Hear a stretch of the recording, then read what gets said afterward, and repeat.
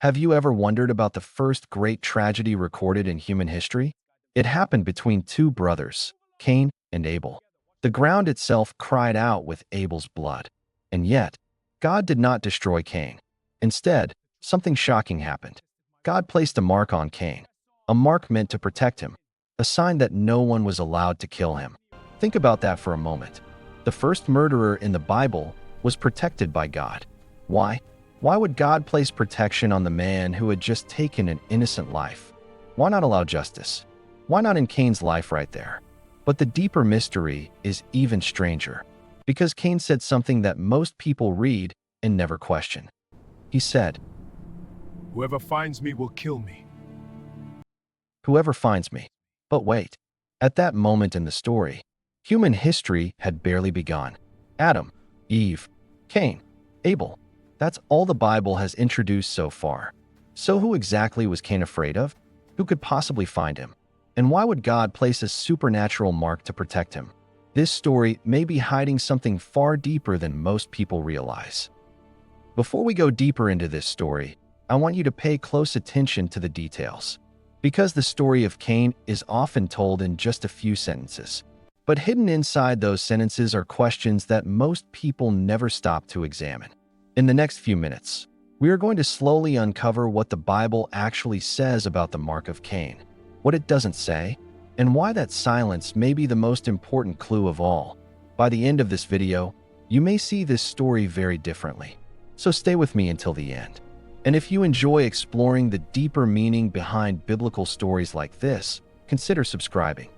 Because some of the most important lessons in the Bible are hidden in the parts people usually read too quickly. Most people think they already know this story. Two brothers, two offerings, one moment that changed human history forever. Cain was a farmer. Abel was a shepherd. One day, both brothers brought an offering to God. Cain brought produce from the ground he worked. Abel brought the firstborn of his flock. And something unexpected happened. God accepted Abel's offering, but Cain's offering was rejected. The Bible does not immediately explain why. But the reaction it triggered inside Cain was powerful. His face fell. Anger began to grow. Jealousy started taking root in his heart. And before anything terrible happened, God warned him. God spoke directly to Cain and said, "Why are you angry? Why has your face fallen?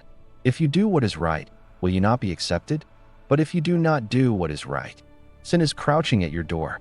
It desires to have you, but you must rule over it." In other words, Cain still had a choice. The story could have ended differently.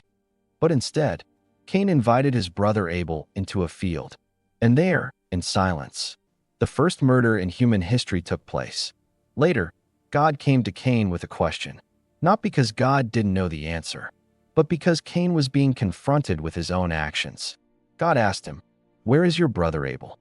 And Cain responded with words that still echo through history. "Am I my brother's keeper?" It was a moment of denial, a moment of deflection, and from that moment forward, the judgment began. After Cain denied what he had done, the judgment came. God said the ground itself had received Abel's blood, and because of that, the earth would no longer cooperate with Cain. The soil he once worked as a farmer would refuse to produce for him. The life he knew was over. Cain would become something new, a wanderer, a fugitive, a man with no stable place to call home. Everywhere he went, he would carry the weight of what he had done. But then something unexpected happens. Cain speaks, and what he says introduces one of the strangest mysteries in the entire book of Genesis. Cain says, "My punishment is greater than I can bear. You have driven me away from the land, and I will be a restless wanderer on the earth. And whoever finds me will kill me." Pause for a moment and think about that. Who exactly was Cain afraid of? At this point in the story, the Bible has only introduced a few people. Adam, Eve, Cain, Abel. So who are these others Cain believes will find him? The text never directly explains. And for thousands of years, scholars and readers have wrestled with this question. Some believe Adam and Eve had many other children by this time. Others suggest early human communities may have already begun to form. Some even think Cain's fear reflects the beginning of something new in human history, the fear of revenge. But regardless of the explanation, one thing is clear. Cain believed that someone out there would eventually hunt him down. And instead of allowing that to happen, God responded in a way that surprises almost everyone who reads this story. Instead of allowing revenge to take its course, God did something unexpected. The book of Genesis says, God placed a mark on Cain, so that anyone who found him would not kill him. A mark, just one short sentence. Yet it has puzzled readers for thousands of years.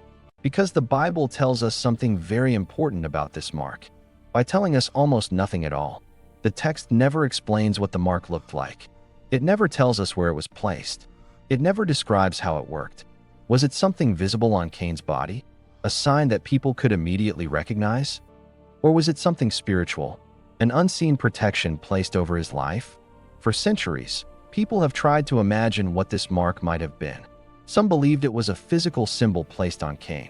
Others thought it was a supernatural sign meant to warn others not to harm him. Some even believed it was a form of divine protection that made it impossible for anyone to take his life.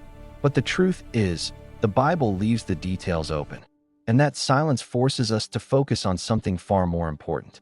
Because the greatest mystery is not the mark itself. The real question is this: why would God protect Cain at all? Why would the first murderer in human history receive a form of protection instead of immediate destruction? To understand that, we have to look deeper into what this moment meant for the future of humanity. Why didn't God allow Cain to be killed? Many people read this story and assume the mark of Cain was simply an act of mercy. But the moment may reveal something much deeper. Think about what had just happened in human history. Until that moment, no human had ever killed another human. Violence had just entered the world. For the first time, a brother had raised his hand against his own brother. And once that door opened, it could have spread quickly. Because revenge has a way of multiplying. If someone had killed Cain to avenge Abel, then someone else might have sought revenge for Cain, and then someone else for them. Violence answering violence. Blood answering blood. The cycle could have started immediately. So instead of allowing revenge to take its course, God stepped in. The mark of Cain may have been more than protection. It may have been a barrier placed at the very beginning of human history.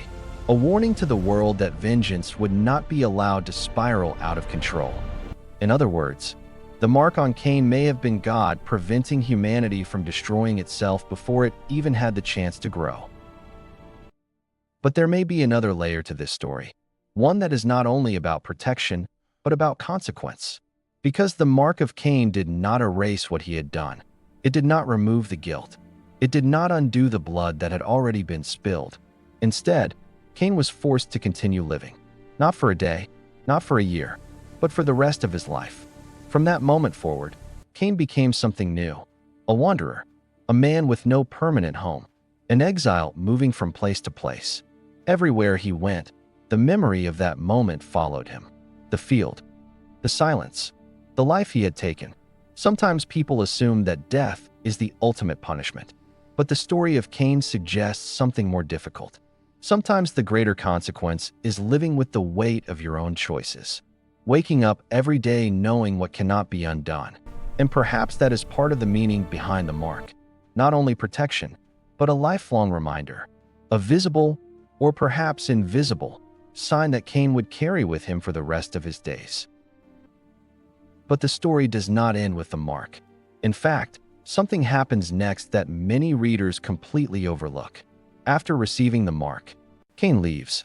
He goes east of Eden. And there, the Bible says something unexpected. Cain builds a city. Think about how surprising that is. The first city ever mentioned in the Bible was built by a man carrying the weight of the first murder. A wanderer, an exile, a man marked by his past. Yet somehow, life continued. People were born. Families formed. Communities grew. Civilization itself began to take shape. This detail reveals something powerful about the early story of humanity. Even after failure, even after violence entered the world, human life did not stop. History did not end. And God did not abandon humanity. Instead, the story moves forward. Which means the account of Cain is not only about the tragedy of the first murder, it is also about the beginning of something else. The long, complicated story of human civilization after the fall. When we step back and look at the story of Cain, something becomes clear. God's justice does not always look the way humans expect it to. Many people assume justice must always be immediate. Punishment must always be final. But in this story, God does something different. Instead of allowing revenge, God chooses restraint. Instead of ending Cain's life, God allows him to continue living. And that decision reveals something uncomfortable about the human condition. Sometimes the consequence of our actions is not destruction. Sometimes the consequence is time. Time to live with what has been done. Time to carry the memory. Time to face the reality that some choices can never be undone. And that leaves us with a haunting question. What must it have been like for Cain to wake up every day, knowing he was the man who killed his own brother? Knowing the ground itself had once cried out because of him? Perhaps that question is part of the lesson the story leaves behind. The mark of Cain remains one of the most mysterious symbols in the entire Bible. A single sentence in Genesis, yet it has raised questions for thousands of years. Because the mark of Cain represents something complex. It represents justice, but it also reveals mercy. And maybe it exposes something uncomfortable about human nature. The first murderer in human history was not immediately destroyed. He was allowed to live, to walk the earth, to carry the consequences of what he had done. And perhaps that is why this story still unsettles people today, because it forces us to ask deeper questions about judgment, forgiveness, and human responsibility. But the mystery still remains. What do you think the mark of Cain really was? Was it a physical sign placed on him? A spiritual protection only God could see? Or was it something symbolic, a reminder that some actions leave marks that never fully disappear? Let me know what you think. And if this story helped you see the Bible from a different perspective, right? I never noticed this before in the comments. And if you enjoy uncovering the hidden meanings inside biblical stories like this, make sure you subscribe. Because some of the most mysterious moments in the Bible are the ones people rarely stop to question. And the next story might surprise you even more.